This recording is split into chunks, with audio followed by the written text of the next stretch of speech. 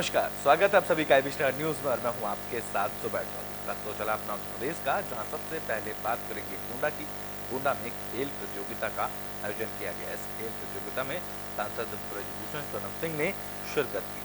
तो गोंडा के जगदम्बा शरण सिंह महाविद्यालय में सांसद ब्रजभूषण शरण सिंह की तरफ से सांसद खेल प्रतियोगिता का आयोजन किया गया। बीजेपी सांसद ब्रजभूषण और बीजेपी एमएलसी अवधेश कुमार सिंह ने कार्यक्रम का शुभारंभ किया, जहां सभी विजयी प्रतिभागियों को मेडल देकर सम्मानित भी किया गया। इस दौरान ब्रजभूषण शरण सिंह ने संसद में हुई घटना में आरोपियों की कांग्रेस वकील की तरफ से दिए जा रही कानूनी मदद को लेकर निशाना साधा और कहा कि कांग्रेस हमेशा भटक जाती है। उन्होंने कहा कि राम मंदिर का शिलान्यास राजीव गांधी ने कराया था, लेकिन सत्ता की लालच में वो राम को भूल बैठे और तभी से यह भटकते नजर आ रहे हैं।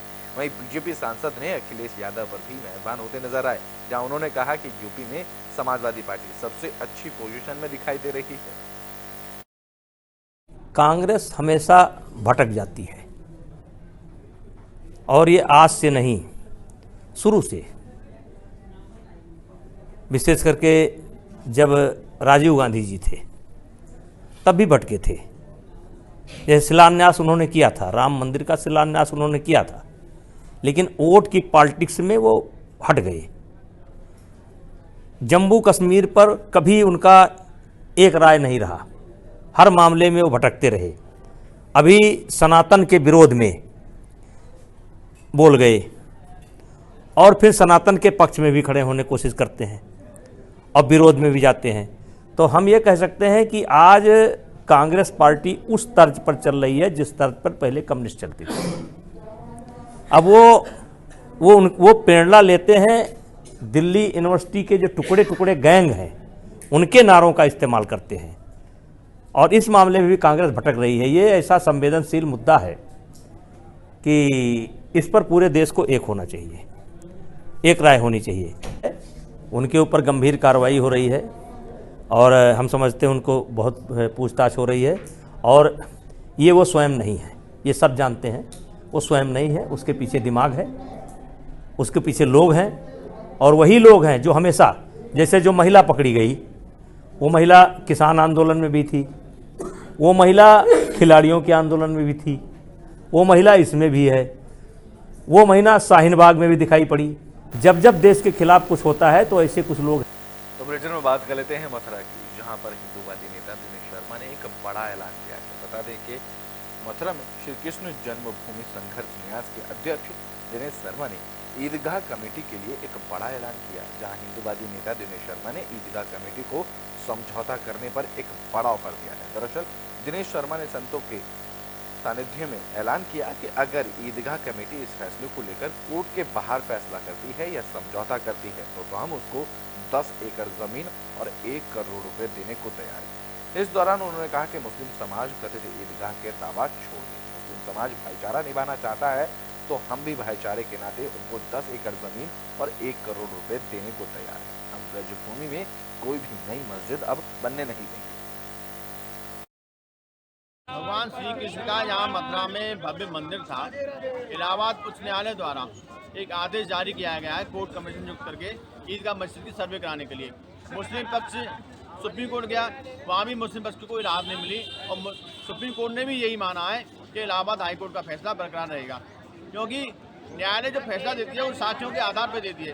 इसलिए न्यायालय ने एक ऐतिहासिक फैसला दिया है, अब ईदगाह मस्जिद का सर्वे होगा।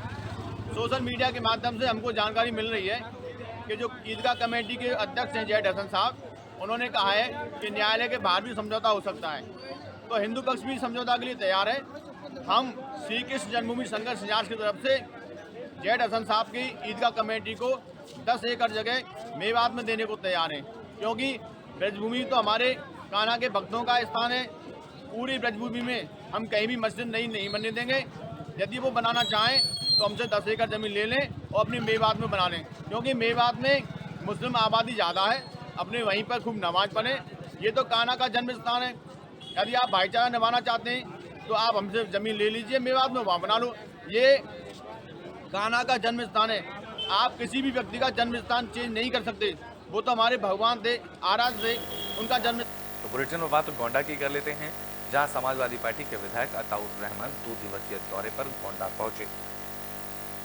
तो देश में जैसे जैसे लोकसभा चुनाव पास आता जा रहा है, वैसे वैसे सभी पार्टियां अपनी पार्टी को मजबूत करने में जुट गई हैं। इस कड़ी में यूपी के गोंडा जिले में समाजवादी पार्टी के प्रदेश महासचिव और देहरी विधानसभा से विधायक अताउर रहमान 2 दिवसीय दौरे पर गोंडा पहुंचे, जहां समाजवादी पार्टी कार्यालय पहुंचने पर उनका जोरदार स्वागत किया गया।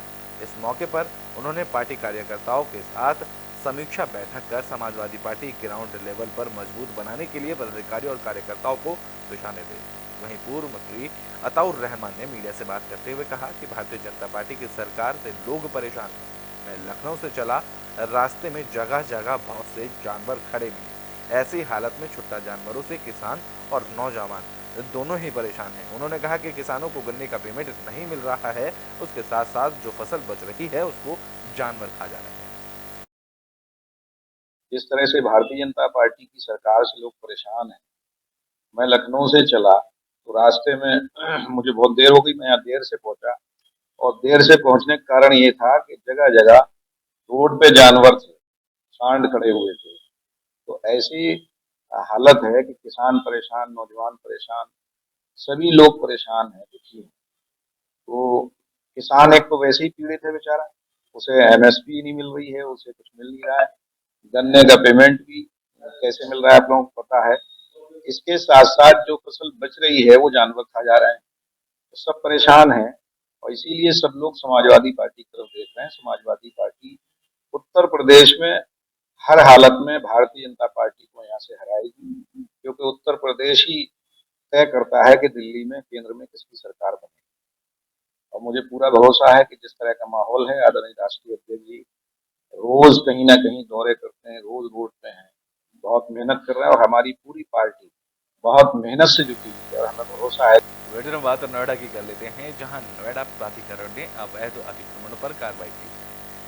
तो नोएडा में अवैध निर्माण पर नोएडा प्राधिकरण की बड़ी कार्रवाई देखने को मिली, जहां नोएडा प्राधिकरण की तरफ से अवैध अतिक्रमण पर बुलडोजर चलाया गया। बता दें कि नोएडा प्राधिकरण ने वर्क सर्किल 9 में अवैध अतिक्रमण के खिलाफ कार्रवाई की, जहां प्राधिकरण ने भूमाफियाओं से 2500 वर्ग मीटर जमीन से अवैध अतिक्रमण को हटाया।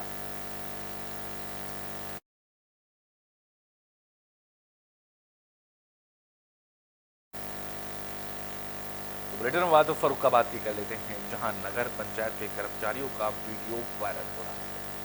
तो फर्रुखाबाद में नगर पंचायत कर्मचारियों की तरफ से जानवरों के साथ कुर्ता करने का मामला सामने आया। बता दें कि कुर्ता करने का नगर पंचायत कर्मचारियों की तरफ से अन्य मवेशियों को ट्रैक्टर से बांधकर खींचने का वीडियो सोशल मीडिया पर जमकर वायरल हो रहा है। ये सारा मामला मोहम्मदाबाद नगर पंचायत क्षेत्र का बताया जा रहा है।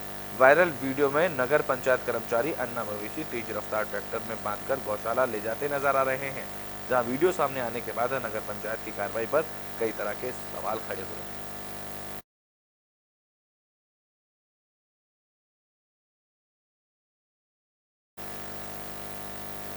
बात तो शाहजहांपुर की कर लेते हैं, जहां सीएम सामूहिक विवाह का आयोजन किया गया। बता दें कि शाहजहांपुर में सीएम सामूहिक विवाह सम्मेलन का आयोजन किया गया, जहां शाहजहांपुर के ओसीएफ रामलीला ग्राउंड में कार्यक्रम का आयोजन किया गया। बता दें कि सामूहिक विवाह में 1224 जोड़ों ने एक दूसरे का हाथ थामा। इस दौरान 100 मुस्लिम जोड़ों का निकाह भी कराया गया। बता दें कि इन युगल जोड़ों की जाँच करने के बाद समाज कल्याण विभाग को सामूहिक विवाह योजना के लिए चयनित किया गया।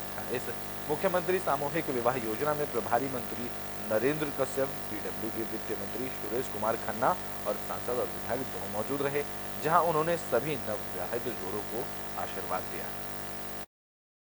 शाहजहांपुर ऐतिहासिक धरती पर आज 12 से 24 ऐसे जोड़ों की शादियों का कार्य संपन्न हो रहा है, जो परिवार के लोग शायद उम्मीद भी नहीं करते हैं कि उनकी बच्चों की शादी में जनपद में मंत्री आएंगे, सांसद आएंगे, सारे विधायक आएंगे। लेकिन उत्तर प्रदेश के माननीय मुख्यमंत्री आदरणीय योगी जी के मैं समझता हूँ नेतृत्व के आधार पर, उनकी योजनाओं के आधार पर शाहजहांपुर में ये संपन्न हुआ कि हम सभी मंत्री, सभी सांसद, सभी विधायक अपने 12 से 24 जोड़ों को आशीर्वाद, शुभकामनाएं और उनकी शादी संपन्न कराने में सम्मिलित हुए। मैं समझता हूँ कि सामाजिक समरसता के लिए, सामाजिक परिवर्तन के लिए, आर्थिक मुक्ति के लिए, राष्ट्र के बदलाव के लिए इससे बेहतरीन क्षण, इससे बेहतरीन योजना मेरे ख्याल से कोई नहीं हो सकती। शाहजहानपुर ऐतिहासिक धरती। तो बुलेटिन में बात कर लेते हैं मथुरा की, जहां अखाड़े के पास ताबड़तोड़ फायरिंग का मामला सामने आया। तो मथुरा शहर कोतवाली के भूतेश्वर अखाड़े के पास पहलवानों ने जश्न के दौरान फायरिंग कर दी। फायरिंग से पूरे इलाके में दहशत फैल गई। पहलवानों की तरफ की गई फायरिंग के दौरान गोली एक मकान की दीवार और शीशे पर जाकर लगी, जिससे इलाके में हड़कंप मच गया। मिश्रित आबादी में फायरिंग की सूचना मिलते ही एसपी सहित पुलिस मौके पर पहुंची। जहां सूचना पर पहुंची पुलिस ने घटनास्थल का निरीक्षण किया। इस दौरान एसपी सिटी अरविंद कुमार ने कहा कि घटना की जांच की जा रही है। घटना को लेकर मुकदमा दर्ज किया जाएगा और जो भी इसमें दोषी पाए जाएंगे उनके खिलाफ कड़ी से कड़ी कार्रवाई की जाएगी। ये भूतेश्वर अखाड़ा में सुबह अभी सूचना मिली थी, फायरिंग की सूचना मिली थी। उस पर पुलिस वहाँ मौके पर गई है और मौके पर जांच करी है। जो बता रहे हैं कि उनके घर पर एक का बुलेट मिला था, उनको बुला लिया गया है, उनसे पूछताछ जारी है। इस पूरे प्रकरण में उचित धारा में मुकदमा पंजीकृत किया जाएगा। जो लोग इसमें दोषी हैं उनके खिलाफ सख्त कार्रवाई की जाएगी। घटनाक्रम ये ग्रस्त हुआ था। सुबह हम काफ़ी टाइम से फायरिंग हो रही थी और फायरिंग हमें कोई मतलब नहीं कर रहे तो करें दो तो लोग कर रहे थे, अखाड़े के सामने लोग पहलवान लोग कर रहे थे। तो फायरिंग जैसी हमारे शीशे में आके गोली लगी, बहुत तेज़ स्पीड से आवाज़ हुई, ब्लास्ट एकदम। तो हमने कि ये कैसी आवाज़ आई है, देखा हमने कैमरे चेक करे तो उसमें मेरे बाहर तो कोई नहीं, बच्चे ने किसी ने मारी तो देखा था फायरिंग कर रहे थे लोग सामने से। यहाँ पर हुई थी 8:30 बजे घटना। यहाँ पे हम नाश्ता पानी कर रहे थे, अपने रोज करते हैं यहाँ पे हम, पर हम उठ नहीं पाए। वैसे तो हम उठ जाते हैं, शीशे पे हम खड़े रहते हैं, वैसे हम नहीं खड़े हुए। पर हमने देखा ऐसी आई बम की सी गोली, पर अपने वो नहीं दिया, पर हमने शीशा फूटता हुआ। तो बुलेटिन में बात ग्रेटर नोएडा की कर लेते हैं। बता दें कि ग्रेटर नोएडा की एक सोसाइटी में शराब के नशे में कुछ युवकों ने हुड़दंगबाजी की और गार्ड के साथ मारपीट की। तो ग्रेटर नोएडा वेस्ट में स्थित समृद्ध ग्रैंड रेवेन्यू समिति के नशे में धुत युवकों का हंगामा सामने आया। बता दें कि एक सोसाइटी में रहने वाले शख्स और उसके 4 दोस्तों ने शराब पीकर पूरी सोसाइटी में जमकर हंगामा किया। इस दौरान जब गार्ड ने उन्हें रोकने का प्रयास किया तो उन्होंने गार्ड के पर भी हमला कर दिया। यह घटना सोसाइटी में लगे सीसीटीवी कैमरे में कैद हो गई। दरअसल ये मामला बिसुरख थाना क्षेत्र के अंतर्गत स्थित समृद्ध ग्रैंड एवेन्यू सोसाइटी का है। यहाँ एक फ्लैट में रह रहे किराएदार युवकों ने शराब के नशे में जमकर उत्पात मचाया और गाली गलौज की। इसके बाद सोसाइटी में रहने वाले लोगों ने सिक्योरिटी को बुलाकर कार्रवाई करने के लिए कहा। जहां सिक्योरिटी गार्ड ने जब उनको समझाने का प्रयास किया तो उन्होंने सिक्योरिटी गार्ड के साथ मारपीट की। वही घटना का वीडियो सोशल मीडिया पर जमकर वायरल हो रहा है। इसके बाद गार्ड ने बिसुरख थाना पुलिस को मामले की शिकायत दी। वहीं सोसाइटी में तैनात गार्ड की तहरीर पर बिसुरख थाना पुलिस ने एफआईआर दर्ज की। साथ ही मामले में संज्ञान लेते हुए 4 आरोपियों के खिलाफ कार्रवाई की, उनको हिरासत में लिया और उसको अच्छा सबक सिखाया।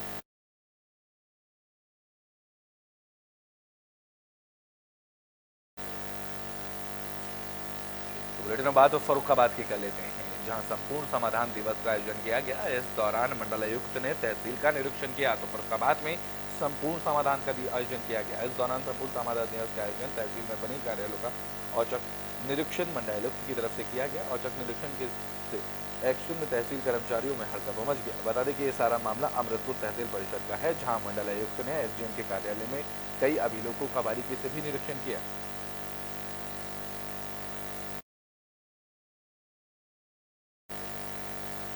तो बुलेटिन में बात प्रयागराज की कर लेते हैं, जहां एक युवती ने पुलिस की कार्रवाई पर सवाल खड़े किए। तो प्रयागराज में एक युवती ने दबंग युवकों पर घर में घुसकर दुष्कर्म करने का आरोप लगाया। जहां पीड़िता ने प्रशासन से न्याय की गुहार लगाई, तो वहीं पीड़िता ने पुलिस पर दबंग के खिलाफ कार्रवाई न करने का भी आरोप लगाया। इस दौरान पीड़िता ने बताया कि जब वो घर पर अकेली थी तभी धीरेन्द्र नामक एक युवक उसके घर में जबरन घुस गया। इस दौरान परिजनों के विरोध करने पर दबंग युवक ने परिजनों के साथ मारपीट की और पीड़िता के साथ दुष्कर्म की वारदात को अंजाम दिया। पीड़िता का आरोप है कि जब वो एफआईआर दर्ज कराने पुलिस थाने पहुंची तो पुलिस ने उल्टा उसे डांटकर भगा दिया, जिसके बाद पीड़िता ने प्रशासन से न्याय की गुहार लगाई है। सुबह 9 बजे 26 तारीख को धीरेन्द्र हमारे घर में घुसकर पहले हमको दुष्कर्म किए। अच्छा। तब उसके बाद जब हमने विरोध किया तो हमको निर्वश करके मारा पीटा गया। अच्छा, तो आपने इस मामले की शिकायत कहीं पे किया है? हाँ, फूलपुर थाने में। क्या कार्रवाई हुई? कुछ कार्रवाई हुई? नहीं, कुछ नहीं हुई। क्या कहा उन्होंने? तो हमने गए तो हमको डांट के भगा दिए। अच्छा, क्या बोले? यहाँ से भाग जाओ, तुम्हारी सुनवाई नहीं होगी। तो हमारे चाचा ने बोले कि हम 80,000 रुपया दे दिए हैं, कहीं भी जाओ तुम्हारी सुनवाई नहीं होगी। तो हमारे घर पे धीरू और धीरेन्द्र ये दोनों लोग हमारे बहू के साथ गलत व्यवहार किए और गलत व्यवहार करके उसको मारा पीटा है, कायदे से मारा है। ऐसा जगह पे मारा है कि निर्वस्त्र करके मारा है, दिखाने लायक है भी नहीं। अच्छा। हाँ, और दूसरी बात ये है कि जब थोड़ी देर के बाद हमारी औरत और हमारी लड़की घर पे थे नहीं, और घर पे थे नहीं, कुछ देर के बाद आया वो लोग, तो हमारी औरत को और ननद को उसने बताया अपने कि ऐसा ऐसा हमारे साथ किए। तब वो बताया तो हमारी औरत और ननद गए उसने लोग से पूछने, तो वो लोग इन लोगों के ऊपर भी हमला बोल दिया। मारन पर्द कई के मारन घेर रहा काने में पहने रही ओका छोड़ लियन, गटाई में पहने रही चैन ओका छीन लिहन, हमारे गटाई छीन लिहन। इतना मारन कि हम सब कहूँ बोल नहीं सकित, कहूँ मुँह नहीं दिखाई सकित, इतना मार दिए हैं। तो यूपी के बुलेटिन अपना उत्तर प्रदेश में भी के लिए बस इतना ही। देश और दुनिया की तमाम खबरों के लिए देखते रहें एबी स्टार।